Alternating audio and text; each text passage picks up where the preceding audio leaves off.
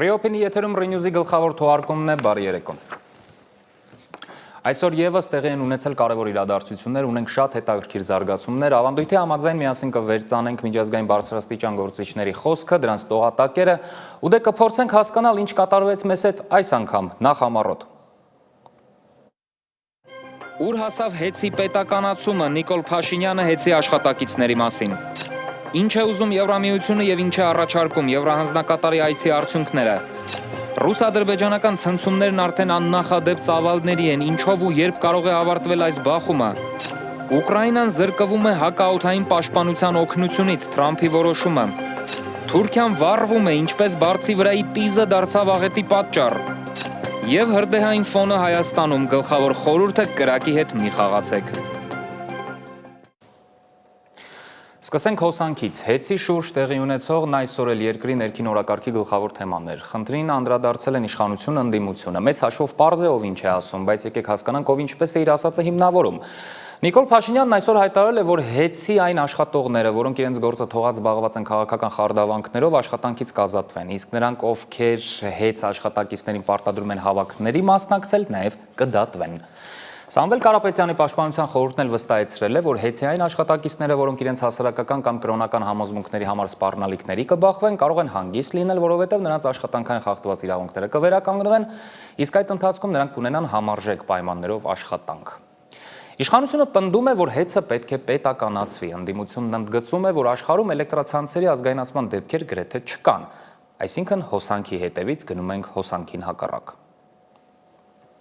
Արդեն մի քանի ժամ է ազգային անվտանգության ծառայությունը Տաշիր ընկերության գլխավոր գրասենյակում խուզարկություն է իրականացնում։ Քննչական կոմիտեի տնտեսական հանցագործությունների եւ մաքսանենգությունների քննության գլխավոր վարչությունում առանձնապես խոշոր չափերով փողերի լվացման եւ առանձնապես խոշոր չափերով հարկերը, турքերը չվճարելու հատկանիշներով նախաձեռնված քրեական վարույթի նախաքննության ընթացքում Տաշիր գրուպի գլխավոր գրասենյակում իրականացվում են անհետաձգելի քննչական գործողություններ։ Վարչապետ Նիկոլ Փաշինյանը ազգային ժողովում քվեարկությունից առաջ ելույթ ունեցավ ու ըստ էության սպառնացեցի աշխատողներին։ Այն ԶՊՄԿ-ի են բանի ուժեղ տղեկի նման, էլի ծնկաչոք գալու են մեր դռների դեմը կանգնեք, տեսեք, ոչ մեկը ոչ մեկին ներում չի լինելու, ոչ մեկին,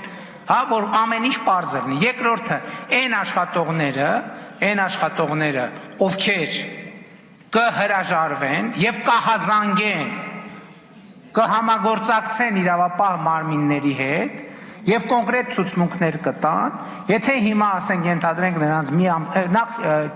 ոչ մեկ չի ազատվի, որովհետեւ մենք բավարար լծակներ ունենք այդ մարդկանց պաշտպանելու համար, իսկ ովքեր իրավապահ մարմիններին հետ կհամագործակցեն, ցուցմունք կտան եւ այլն, այն մյուսները կդատվեն, իսկ համագործակցող աշխատողները կխրախուսվեն։ Իսկ նրանք, ովքեր այդ ապօրինությունների մեջ փութաջանություն են ցուցաբերել, չգիտեմ, հետո Տաշիր պիցայում կարան աշխատեն, թե չեն կարող աշխատեն, վստահ չեմ անկեղծ ասած, որ կարան թեկուզ Տաշիր պիցայում բան աշխատեն, որևէ բան։ Ազգային ժողովն առաջին ընթերցման 65 կողմ 30 դեմ ձայների հարաբերակցությամբ ընդունեց ըստ էության հեծը պետականացնելու միտված նախագիծը։ Այս նախագծով կարող են հեծի կառավարումը ժամանակավոր կառավար չի հանձնել, եթե ընկերությունը պատշաճ չկատարի իր պարտականությունները։ Եվրոպական որևէ մի երկրում չենք տեսել։ Մենք գիտենք, որ եվրոպական երկրներում էլ սոցիալական ցանցերը բարձրագույն պաշտոն զբաղեցնող անձանց կողմից իրացվում են, բայց որ այնտեղ հնչի խոստում քրեական հետապնդման, հաշվ է հարդարի, դա իսկապես աննախադեպ էր։ Ըստ Վարդևանյանի Կարապետյանի գործի քննությունը արդարացիորեն չի տարվում։ Հետապնդումը սկիզբ է առել գլխավոր դատախազի ներկայացրած հաղորդման հիման վրա, որի պատճանը իրենց չեն տրամադրել։ Ինչին ծանրության ենթադրյալ հանցանքի մասին ենք խոսում։ Իդեպ, եթե այս գործը ըստ էության քննվի դատարանում, պատիժը կարող է լինել տուգանք, բայց Սամվել Կարապետյանը հիմա կալանավորված է։ Այն որ նույնիսկ մասնակցել, միջամտել մեր ձևով այդ արտահայտությունների հետ կապված ինչ իրավական վեճ ունենանք։ Ազգային ժողովի ճապազրույցի ընթացքում թեմային անդրադարձան նաև քաղաքացիական պայմանագիր կուսակցության падգամավոր Վահագն Ալեքսանյանը եւ ԿՊ-ից հեռացված падգամավոր Հովիկ Աղազարյանը։ Այն օրենքները, որոնք այսօր մենք ունենք, առանց այս նախագիծը որ քվեարկվեց այսօր առաջին ընթերցմամբ, այն օրենքները, որ մենք ունենք, օրենսդրությունը լրիվ բավարար է ցանկացած բնական մենաշնորհի հետ կապված կապված աշխատանքները տանել այնպես, որ լինի մաքսիմալ ընդունելի հասարակության համար եւ պետության համար։ Ձևերը կա, այսօր այդ օրենքները կա, իսկ սա կոչվում է բան, ռեկետ։ Աղազարյանը Կարապետյանին աջակցելու մտադրություն չունի, համաձայն չէ նրա դիրքորոշման հետ, բայց նաև սխալ է համարում նրան աջակցողներին սահմանափակելը։ Ցանկացած մեկը իր աշխատանքային պարտականությունները կատարելուց հետո, այսպես կոչված, աշխատանքից հետո կամ հանգստյան օրերին իրավունք ունի իր դիրքորոշումը հայտնի այս կամ այն հարցի հետ կապված եւ այստեղ այն ռետորիկան, որ վարչապետը ներկայացնում է, նույնպես իմ համար անընդունելի։ Այս տեսակետին Ալեքսանյանն է հակադարձում։ Հետի աշխատողները չպետք է քաղաքական հարցերով զբաղվեն։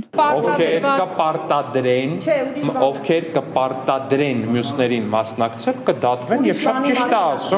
շատ ճիշտ է ասում, այսինքն եթե կան մարդիկ, ովքեր Հայաստանի Հանրապետության քաղաքացիների հոսանքի դիմաց վճարած գումարի դիմաց փոխանակ գնան, այդ մարդկանց հոսանքը սարքեն, նենց անեն, որ այդ մարդկանց հոսանքը խափանումներ չունենա, նորմալ աշխատի, գործի ժամին, գործի փոխարեն զբաղված են ուրիշ բանով, այդ թվում եւ քաղաքական խարդավանքներով կասատում։ Տաշիր գրուպի շուրջ զարգացումները խորացնում են իշխանություն խոշոր բիզնես լարվածությունը։ Հետի հնարավոր պետականացումը, ԱԱԾ-ի խոզարկությունները եւ վարչապետի կոշտ ուղերձները հստակ ազդակ են։ Կառավարությունը պատրաստ է կտրուկ քայլերի վերահսկողությունը ուժեղացնելու համար։ Սակայն ընդդիմադիր արձագանքները եւ իրավապաշտպանների մտահոգությունները վկայում են նաեւ քաղաքական հետապնդման հնարավոր բաղադրիչի մասին։ Օրվա երկրորդ կեսին հայտնի դարձավ, որ մոտ 6 ժամ տևած խոզարկությունից հետո Տաշիր ընկերության գլխավոր գրասենյակից ԱԱԾ-ն արգրավել է համակարգիչներ եւ փաստաթղթեր։ Անի Հովանեսյան, Reopen Media։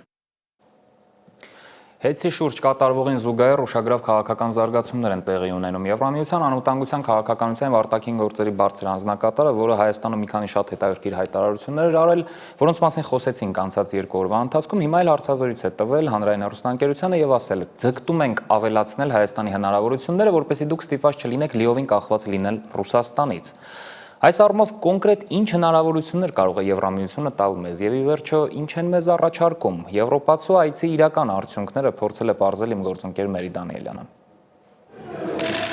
Եվրամիությունը խորացնում է Հայաստանի հետ համագործակցությունը տարբեր մակարդակներում։ Հանրային հեռուստատեսությանը տված հարցազրույցում հայտարարել է պաշտոնական այցով Հայաստանում գտնվող Եվրամիության արտաքին գործերի եւ անվտանգության քաղաքականության հարցերով բարձր ներկայացուցիչ Կայա Կալասը։ Բազում խնդիրներ կան, որոնց բոլորը ստիպված ենք բախվել։ Կիբերանվտանգություն, հիբրիդային սպառնալիքներ, արտաքին ազդեցություն եւ միջամտություն ընտրական գործընթացներին։ Այս բոլոր ոլորտներում կարող ենք ավելի սերտ համագործակցել։ Նաև ճգնաժամերի արձագանքմանը մենք ստորագրել ենք գործընկերության համաձայնագիր, ըստ որի Հայաստանը նույնպես պատրաստակամություն է հայտնել մասնակցելու Եվրամիության առաքելություններին, որտեղ մենք աջակցում ենք այլ երկրներին կայունություն ապահովելու գործում։ Ավելի վաղ եվրոպացի գործընկերոջ հետ ասուլիսում Հայաստանի արտգործնախարար Միրզոյանը խոսել է գործընկերության նոր օրակարգի փաստաթղթի վերջնականացման մասին։ Խոստացել առաջիկայում այն մանրամասն կներկայացվի հանրությանը։ Դիվանագետները խոսել են նաև հայ-ադրբեջանական հարաբերությունների մասին։ Հարցին, որքան է Բրյուսելի համար կարևոր խաղաղության պայմանագրի ստորագրումը եւ որքանով է կարևորվել այն Ադրբեջան այցի ժամանակ, Կալասը պատասխանել է. իր Բաքու այցի ժամանակ քննարկվել են երկխոսության հնարավոր տարբերակները։ Ողջավորված ենք այս կարգավորման գործընթացով Հայաստանի եւ Ադրբեջանի միջև եւ իհարկե կցանկանանք տեսնել այս գործընթացի ամփոփումը ինչքան հնարավոր է շուտ ամբողջ աշխարհում մեզ անհրաժեշտ է ավելի մեծ կայունություն ոչ միայն այս տարածաշրջանում։ Միջազգայնագետ Դավիթ Կարապետյանը նշում է, որ այս համատեքստում պետք է հասկանալ, թե Կալասն անվտանգային ինչպիսի երաշխիքների մասին կարող էր խոսել Հայաստանի իշխանությունների հետ։ Կարապետյանը նշեց, թե այս մասին ունի որոշակի տեղեկություններ եւ կարող է մասամբ հանրայնացնել։ Կարծում եմ, որ այն տարբերակը, որ առաջարկվել է եւ որ համատեղությամբ նաեւ հայկական կողմն է առաջարկել որպես տարբերակ, խոսքը վերաբերում է ճանապարհների ենթակառուցվածքների վերաբացմանը, ես կարծում եմ, որ Եվրոմիության հետ այստեղ կա կոնսենսուս եւ որոշակի ինֆորմացիաներ են մեզ հասնում, որ ադրբեջանական կողմի արձագանքին ենք հիմա մենք սպասում։ Մասնագետի խոսքով Հայաստանը փորձում է ի ցույց դնել իր ինքնիշխանությունը, անկաշկանդվածությունը, ցույց է տալիս, որ իսկապես ձգտում է դեպի Եվրամիություն, իսկ ինչ սպասել անդամակցության ճանապարհից։ Հիշում եք հայտնի պետական մոտեցումը, որ մենք կմոտենանք այնքան Եվրոպային, ինչքան Եվրոպան դա թույլ տա եւ ուզի։ Եվ այս համատեքստում մենք դեռ կտեսնենք խանդի տեսարաններ, մենք կտեսնենք ճգնաժամ նաեւ հատկապես հայ-ռուսական հարաբերությունը։ Եվրամիության բարձր հանձնակատարը հարցազրույցում անդրադարձել է նաեւ Ռուսաստանի այն դիրքորոշմանը, թե դեպի Եվրամիություն շրջվելը Հայաստանին կկանգնեցնի տնտեսական ճգնաժամի առաջ։ Well, that the Russians are issuing threats is nothing new. Դե այն, որ ռուսները սպառնալիքներ են հնչեցնում, նորություն չէ։ Մենք դա տեսել ենք նաև աշխարհի այլ հատվածներում։ Կարծում եմ այստեղ շատ հստակ պետք է լինի, թե ինչ են ուզում անել հենց իրենք, հայ ժողովուրդը։ Եթե նայենք որոշ օրինակների, պարզ է դառնում, որ բոլոր հավկիթները մեկ զամբյուղի մեջ պահելը բավականին վտանգավոր է։ Կախվածություն ունենալ այնպիսի երկրներից, որոնք գուցե այնքան էլ բարեկամական չեն, բարդ է։ Ըստ միջազգայնագետի, Եվրամիության բազմաթիվ պաշտոնյաներ նշել են, թե որպես գործընկեր Հարավային Կովկասում տեսնում են Թուրքիային, եւ շատ հարցեր լուծվելու են Անկարայի ներգրավվածությամբ։ Հայաստանի հետ Եվրոպայի ցամաքային կապը պետք է ապահովի Թուրքիայով, որը դառնում է միջնորդ տարանցիկ երկիր։ Տնտեսական աճի համար սա ձեռնտու է, բայց պետք է հաշվի առնել նաև անվտանգային ռիսկերը, որոնցից առաջնայինը ժողովրդագրական խնդիրն է։ Օրինակ Հայաստանի աջարացման սցենարը, երբ որ տնտեսությունը կարող է խեղդի սեփական տնտեսությունը, այդ հանգամանքը առավել այնտեղ գալիս է մարդկային ռեսուրսի խնդիրը, որովհետև դուք պատկերացրեք, այո, բացվում է 80 միլիոնանոց շուկա Հայաստանի համար, բայց այդ 80 միլիոնանոց շուկան ինչպես կարող է խժռել, կլանել մի փոքր երկրի տնտեսությունը։ Ես էլ չեմ ասում մարդկային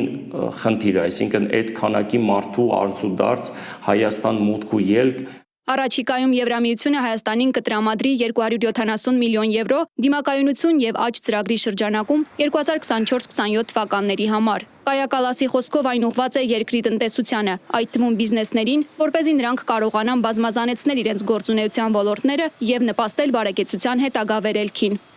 Մերի Դանիելյան, Լևոն Ոսկանյան, Reopen Media։ Վերջին օրերին խոսեցինք նաև Մակրոնի ուշագրավ հրապարակման մասին հայերեն գրառման, որը ողջունում էր Նիկոլ Փաշինյանի միաժամանակ եւ ներքին եւ արտաքին, հատկապես Թուրքիա եւ Ադրբեջանի հետ վարվող քաղաքականությունը։ Ընդգծել էր բաց սահմանների կարևորությունը։ Վերջին տարիներին լրջորեն ընդլայնվել է հայ-ֆրանսիական ռազմական գործակցությունը։ Ֆրանսիայի դեսպանն օրինակ այսօր պաշտպանության նախարարությունում էր։ Պաշտոնապես հայտնել են, որ նախանշել են հետագա փոխգործակցության հիմնական ուղղությունները, քննարկել են նաև տարածաշրջանային ու միջազգային զարգացումներին վերաբերող հարցեր։ Իդեպ Հնդկաստանի դեսպանն էլ է այսօր եղել պաշտպանության նախարարությունում ու նորից խոսել են տարածաշրջանային ու միջազգային անվտանգությանն առնչվող հարցերի մասին։ Հնդկաստանի հետ եւս վերջին տարիներին զգալիորեն ավելացել է ռազմատեխնիկական գործակցությունը։ Պարզ ասած Ֆրանսիայից ու Հնդկաստանից են զենք գնում։ Ու այս ամենի ֆոնին տարածաշրջանային ամենասուր բախումը, որն արդեն մի քանի օր է չի ավարտվում, ռուս-ադրբեջանական գերլարված առճակատումը նորանոր ռեկորդներ է սահմանում։ Բաքվում ռուսատեացության իսկական ալիք է, հավանաբար տեսել եք այն սարսափելի տեսանյութն ու լուսանկարները, թե ինչպես են ռուսներին ստորացնում, հետո էլ ծեծված, արյունոտ ու այտուցված լուսանկարում։ Պարզվում է այդ երիտասարդներից մեկը զբոսաշրջիկ է, մյուսները ծրագրավորող են, ռելոկանտ են, կարճ ասած ոչ մի կապ չունեն ոչ քաղաքական, ոչ էլ առավելևս քրեական որևէ խնդրի հետ։ Լարվածության այս ալիքն այնպես չէ, որ օդից է ընկել։ Բաքուն ու Մոսկվան պարբերաբար նման խնդիրներ ունենում են։ Սովորաբար ամեն ինչ ավարտվում է նախագահների հեռախոսազանգով, ինչ կլինի հիմա դեռ կտեսնենք, բայց այստեղ հետաքրքիր նրբություններ կան։ Նախ 2020-ից առաջ Ադրբեջանն իրեն թույլ չէր տալիս այս աստիճան հանդգնություն, լկտիություն։ Նկատել եք, չէ՞ որ Արցախը զավթելուց հետո Ալիևն այլ լեզվով է խոսում բոլորի հետ, ու ոչ միայն Ռուսաստանի, Ֆրանսիայի հետ էլ ունեցել են եւ ունեն լուրջ խնդիրներ։ Հետևաբար այս ամեն ինչում նորությունը Ալիևի վարքն է, իսկ ինչն է փոխվել։ Փոխվել է մեկ բան՝ տարածաշրջանային ստատուս քվոն, որը 2.5 տասնամյակ նույնն էր, բայց 2020-ի վերջին փոխվեց։ Ուժային նոր հարաբերակցություն դեռ չի հաստատվել, ընթանում է տեկտոնական շարժում, ամրապնդվում են Թուրքիայի դիրքերը, ավելանում Իրանի խնդիրները, Ռուսաստանն էլ ճաշակում է ուկրաինական տուրբուլենտության հետևանքները։ Դե իսկ Եվրամիությունն էլ, որի մասին արդեն խոսեցինք, փորձում է ակտիվ առաջ մղել իր օրակարգը։ Մի խոսքով մեծ փոփոխությունների հնարավորությունների ժամանակներում ենք ապրում։ Բայց վերադառնանք ռուս-ադրբեջանական ցնցումներին ու տեսնենք ինչ է կատարվել այսօր։ Ռուսաստան-Ադրբեջան լարվածությունը սրվում է։ Փոխադարձ մեղադրանքներ, արտաքսումներ, ձերբակալություններ, որոնք ուղեկցվում են հրապարակային նվաստացումներով եւ բռնություններով։ Մոսկվան եւ Բաքուն խորացնում են փոխադարձ անվստահությունը։ Ռուսաստանում նախորդ տասնամյակներին զանազան հանցագործությունների համար կասկածյալների զանգվածային ձերբակալություններից հետո կալանավորվում են նաեւ գործարարի դիմակի տակ թաքնված հանցաշխարհի հետ սերտաճած ցակումով ադրբեջանցիներ։ Իսկ Բաքվում կազմակերպած հանցագործ խմբավորումների անվան տակ ռուսաստանցի լրագրողներ։ Եկատերինբուրգում ձերբակալվել է Ադրբեջան-Ուրալ կազմակերպության ղեկավար Շահին Շիխիլինսկին։ Նրան եւ նրա որդուն հատուկ ջոկատայինները բերման են ենթարկել Բաքու պլազայի մոտ, կոտրելով ավտոմեքենայի ապակիները, կոպտորեն դուրս քաշել մեքենայից։ Մինչև այդ ձերբակալվել էր էթնիկ հանձախմբի 6 անդամ 2001-ից 11 թվականներին պատվիրված սպանությունների գործով։ Ըստ հետաքննության խումբը վերահսկել է կեղծ ծխախոտ վաճառող տաղավարներ։ Վորոնեժում ձերբակալվել է գործարար Յուսիֆ Խալիլովը։ Ադրբեջանական աղբյուրների պնդմամբ նա Ալեքսեևսկի շուկայի համասեփականատերն է։ Բաքվում 8 ռուսաստանցի ձերբակալվել են Իրանից իբր թմրանյութերի մուտք եւ կիբերհանցագործություններ կատարելու մեղադրանքով։ Դատարանը նրանց կալանավորել է 4 ամսով։ Կադրերը վկայում են, նրանք ենթարկվել են բռնության եւ ստորացման։ Ադրբեջանի գլխավոր դատախազության հատուկ բրիֆինգում նշվել է, որ Եկատերինբուրգում ադրբեջանցի Հուսեյն եւ Զիադդին Սաֆարով եղբայրները մահացել են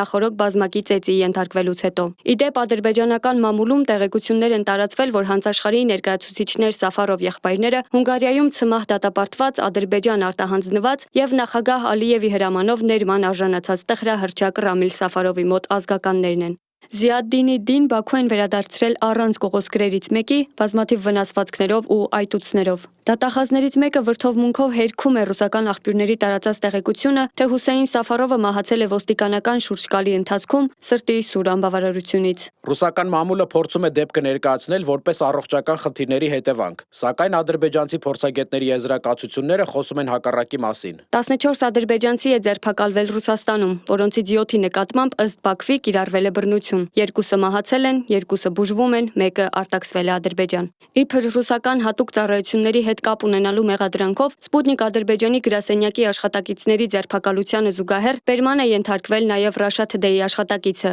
որը Բաքվում էր մասնավոր այցով։ Բաքվի գործողությունները դիտարկվում են որպես Ռուսաստանի ներքին գործերի միջամտություն, պահանջում են ազատ արձակել ռուս լրագրողներ Կարտավիխինին ու Բելաուսովին, հակառուսական արշավը Ադրբեջանում հրահրում է հենց իշխանությունը։ Ռուսաստանի արտգործ նախարարության պաշտոնական ներկայացուցիչ Մարիա Զախարովան հայտարարել է, որ Ռուսաստանի ձերբակալված ու կալանավորված քաղաքացիներին այցելելու իրենց ջանքերն ապարդյուն են եղել։ Ռուսաստանը հույս ունի, որ Բաքվի սադրիչ քայլերը կդադարեցվեն, քանի որ դրանք լուրջ վնաս են հասցնում երկկողմ հարաբերություններին, ասել է նա։ Мы запросили, конечно, и возможность посещения. Մենք իհարկե դիմել ենք, խնդրելով թույլատրել հյուպատոսության աշխատակիցներին այցելել Ռուսաստանի քաղաքացիներին, այդ թվում զանգվածային լրատվության միջոցների ռուս լրագրողներին։ Մենք ամբողջ ընթացքում կապի մեջ ենք եղել մեր դեսպանատան, Ռուսաստանի դեսպան պարոն Եվդոկիմովի հետ։ Սակայն ցավոք այս պահի դրությամբ Ռուսաստանի քաղաքացիներին, այդ թվում լրագրողներին, այցելելու հնարավորություն չի տրվել։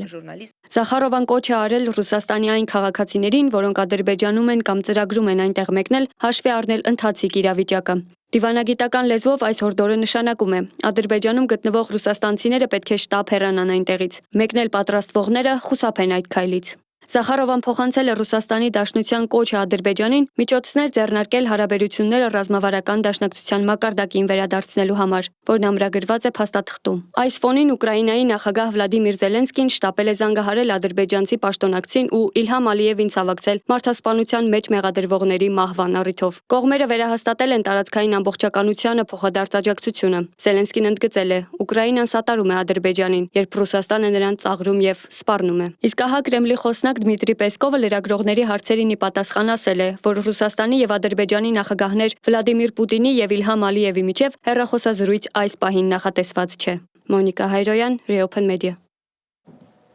Մեր տարածաշրջանից դուրս եւս հետաքրքիր զարգացումներ կան, դրանք դե գիտեք, որպես կանոն արյունոտ են, բայց լավ լուրեր են լինում։ Օրինակ Դոնալդ Թրամփը Իսրայելին համոզել է 2 ամսով դադարեցնել սպանդը Գազայում։ Իսրայելն էլ փորձում է ամեն գնով վերադարձնել իր գերիներին ու ռմբակոծում է ինչ ուզում է։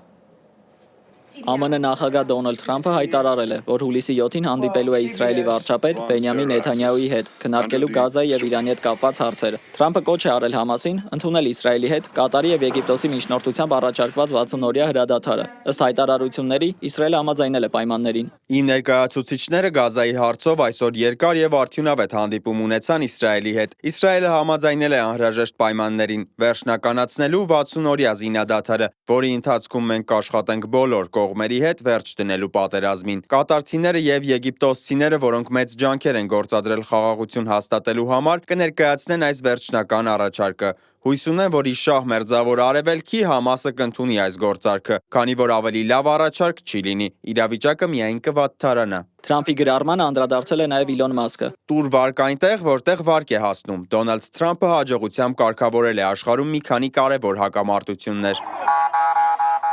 Մինչդեռ Գազայում իրավիճակը մնում է լարված։ Հուլիսի 1-ին իսրայելական հարվածները Գազայում հանգեցրել են առնվազն 60 մարդու մահվան։ Նրանց մեծ մասը խաղաղ բնակիչներ են։ Պաղեստինի առողջապահության նախարարության տվյալներով 2023 թվականի հոկտեմբերի 7-ից ի վեր իսրայելական ռազմական գործողությունների հետևանքով զոհվել է ավելի քան 56000 պաղեստինցի։ Գազայի 2.3 միլիոն բնակչությունը գրեթե ամբողջությամբ տեղահանվել է։ Բնակելի թաղամասերն ավերվել են, իսկ հումանիտար օգնության մատակարարումը դադարեցվել, ինչը խորացրել է սովը եւ ճգնաժամը։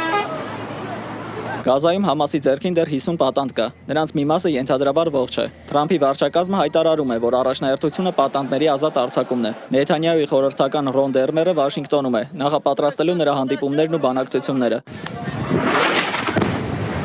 Դավիթ Գենջոյան, Reopen Media։ Իսրայելն ու Իրանը փորձում են հաշվել 12-օրյա պատերազմի վնասներ ու եզրակացություններ անել։ Իրանն օրինակ խզել է կապերը ՄԱԳԱՏԷ-ի հետ։ Հիշում եք, կասկածներ ունեին, որ միջազգային գործակալության որոշ տվյալներ Իսրայելի ձեռքում են հայտնվել։ Բացի այդ, Ուկրաինայից կարևոր լուր կա։ Միացյալ Նահանգներն Ուկրաինային զրկում է հակաօդային պաշտպանության օգնությունից, ինչը կարող է ունենալ շատ լուրջ հետևանքներ։ Միջազգային այս եւ մի քանի այլ զարգացումներ ռեպորտաժում։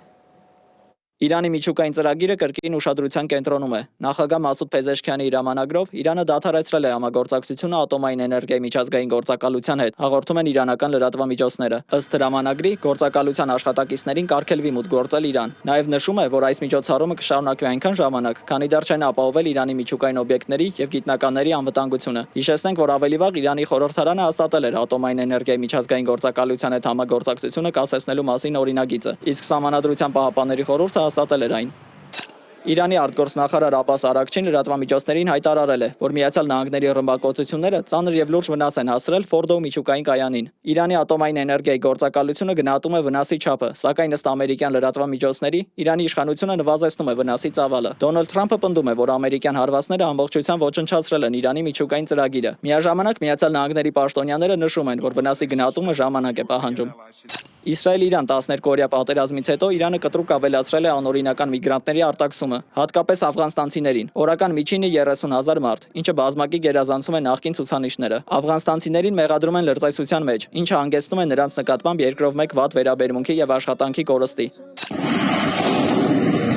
ԱՄՆ-ն դադարեցրել է Ուկրաինային հակաօդային հրթիռների եւ այլ ճշգրիտ զինամթերքի մատակարարումը պաշարների սղության պատճառով։ Ամերիկյան սպառազինության մատակարարման դադարեցումը տեղի է ունենում Ռուսաստանի, Ուկրաինայի տարածքի 20%-ը վերահսկելու եւ Դոնեցկի ու Դնեպրոպետրովսկի մարզերում զորքերի առաջխաղացման ֆոնին։ Այս առիթով Ուկրաինայի արտգործնախարարությունը կանչվել Միացյալ Նահանգների դեսպանը բացատրությունների։ Պենտագոնը նախագահ Թրամփին տրամադրում է Ուկրաինային ռազմական օգնություն շարունակելու տարբերակը։ ԱՄՆ զինված ուժերի կարիքների բավարարման պայմաններում։ Բելարուսի նախագահ Ալեքսանդր Լուկաշենկոն ներում է շնորհել 16 անձանց, ներառյալ ծայրահեղականության համար դատապարտվածներին, երկրի անկախության տարեդարձի նախօրեին։ Ներում ստացածների թվում են 8 տղամարդ եւ 8 կին, որոնցից շատերն ունեն քրոնիկ հիվանդություններ, հաշմանդամություն կամ անչափահաս երեխաներ։ Սա Լուկաշենկոյի արևմուտքի հետ հարաբերությունները բարելավելու ջանքերի մաս է կազմում։ Սակայն մարդու իրավունքների խմբերը նշում են, որ Բելարուսում դեռևս կա մոտ 1150 քաղբանտարկյալ։ Դավիթ Գենջոյան, Reopen Media։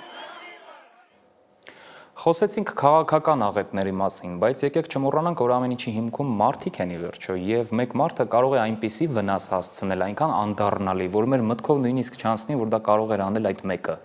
բայց այդպես էլ են լինում, ցավոք։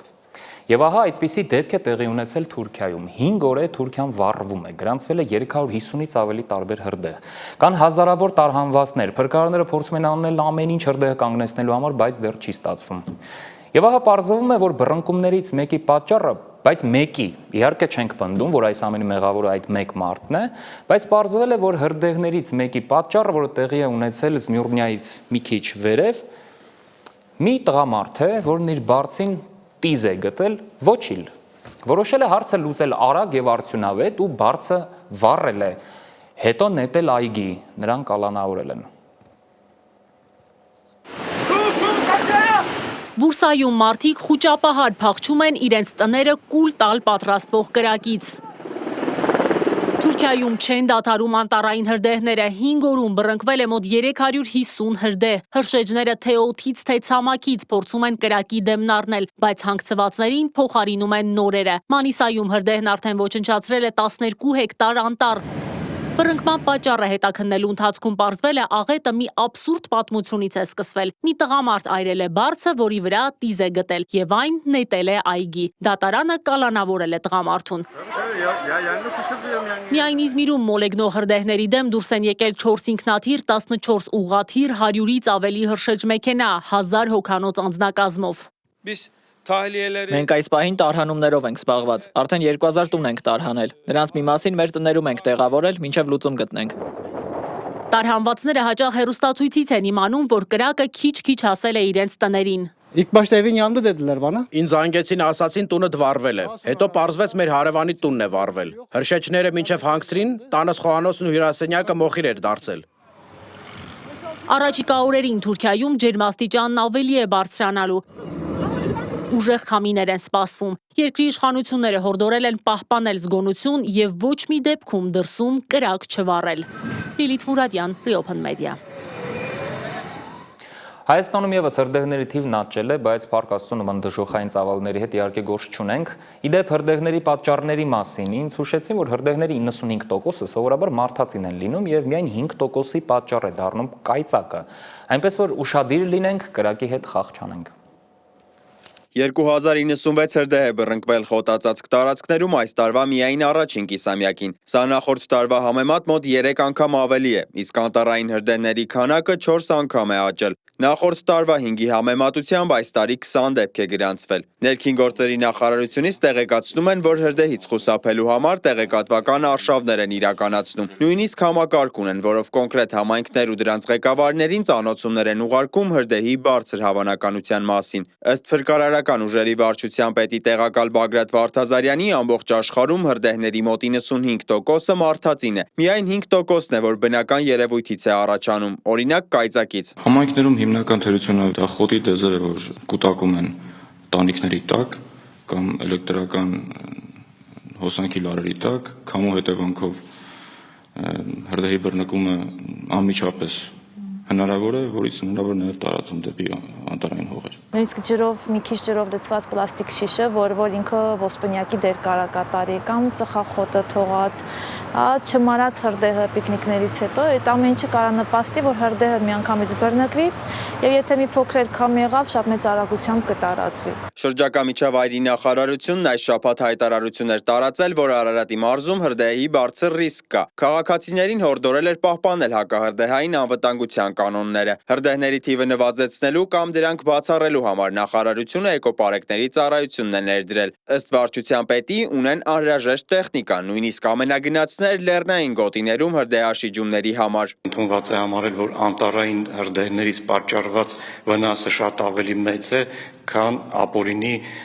ծառահատումներից պատճառված վնասը, այդ իսկ պատճառով անտառային հրդեհների դեմ պայքարը կանխումն ու կանխարգելում էկոպարեկային ծառայության գերակա խնդիրներից է։ Գյուղատնտեսական հողատարածքներում, եթե բացահայտվում է, որ հրդեհը բռնկվել է որևէ մեկի անպուտության հետևանքով, ապա հնարավոր է նա վարչական պատասխանատվության ենթարկվի մոտ 200,000 դրամի չափով։ Արդյոք հրդեհների ավելացման պատճառ կարող է լինել նաև գլոբալ տաքացումը։ Մասնագետներն ասում են, կլիման փոխվում է, հրդեհների համար պայմաններն ավելի նպաստավոր են դառնում։ Կլիմայի փոփոխությունը, որ ունենք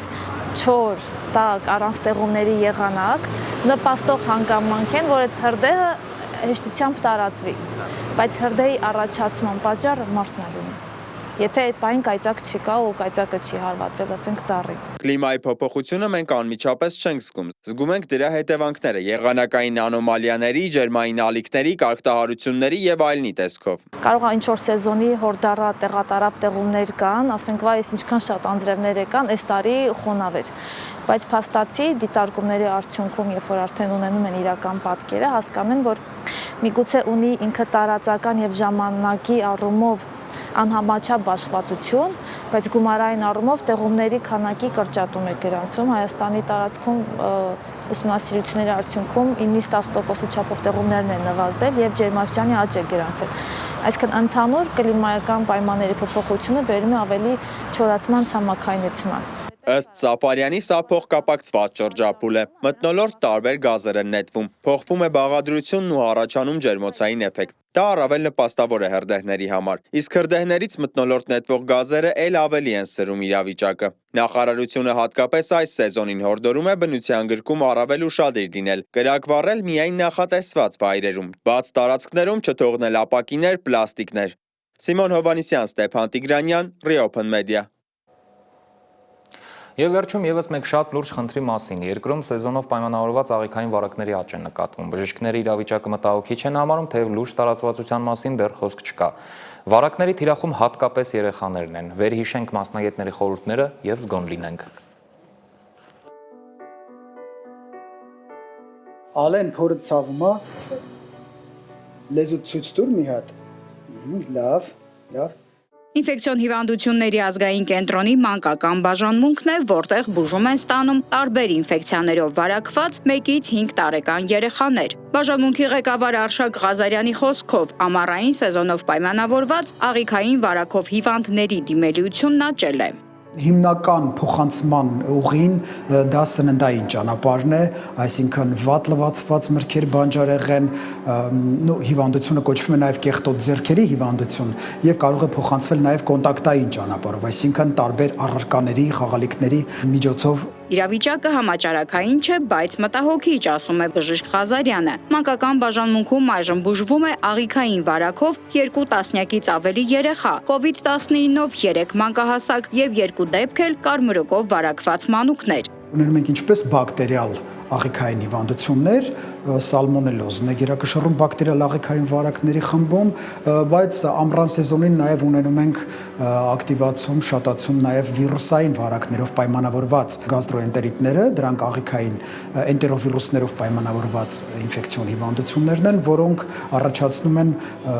փսխում, լուծ, գաստրոենտերիտի նշաններ։ Ըստ վարակաբանի, հիվանդության նկատմամբ առավել խոցելի են մինչև 1 տարեկան երեխաները, քանի որ նրանց իմունային համակարգը թույլ է զարգացած։ Բժշկի խոսքով բակտերիալ աղիքային վարակների ժամանակ ծանր դեպքերում տղանքում կարող է նկատվել արյուն։ Այդ պարագայում առանց վարանելու պետք է անհապաղ դիմել ինֆեկցիոն հիվանդությունների ազգային կենտրոն։ Հիվանդների մեծ մասի վիճակը գնահատվում է միջին ծանրության, այս պահին բոլորը ստանում են համապատասխան դեզինտոքսիկացիոն, ռեհիդրատացիոն թերապիա եւ փառք մենք մահացու ելքեր այդ հիվանդություններից չենք ունենում։ Մանկական բաժանմունքում բուժում են ստանում նաեւ օդակաթիլային վարակով հիվանդներ։ Բալիկը մեզ մոտ ընդունվել է կորոնավիրուսային վարակ ախտորոշմամբ, այնուհետև հաստատվել է թոքաբորբ, ստացել է համապատասխան բուժում, ներկայումս վիճակը կայուն է, մենք պատրաստում ենք երեխային արդեն դուրս գրման։ Ինֆեկցիոն հիվանդությունների բուժման ընթացքը տևում է առավելագույնը 5 օր։ Երրորդ օրն արդեն իսկ կլինիկական ախտանշանները նահանջում են, ինչից հետո կազմակերպվում է ամբուլատոր հսկողությամբ հետագա բուժման ընթացքը։ Վերջի շրջանում ունենում ենք նաև եսակի բերովի դեպքեր, Ռուսաստանի Դաշնությունից կարմրուկի դեպքեր, ինչպես երեխաների, այնպես էլ մեծահասակների շրջանում։ Օրենքով սահմանված կարգով կենտրոնում մանկական ծառայությունն անվճար է։ Հայաստանի եւ ԵԱՏՄ երկրների քաղաքացիություն ունեցող անձանց համար վարակաբանը խորհուրդ է տալիս ուշադիր լինել շուտ փչացող սննդամթերքի պահպանման պայմաններին, նաև հետևել երեխաների հիգիենայի կանոններին, տարատեսակ վարակներից խուսափելու համար։ Խաղաղություն բառն եմ շնում, թող այն ընչի, ոչ աղջարում, մորարակի, բարի մարդիկ, ապրեն ուրախ և երջանիկ։ Նարնե Ղուկասյան, Ստեփան Տիգրանյան, Reopen Media։ Այսքանը առողջ լինեք, կրակից հեռու, հիշեցնեմ, որ մեզ կարող եք հետևել սոցցանցերում եւ բաժանորդագրվել։ Բարի գիշեր։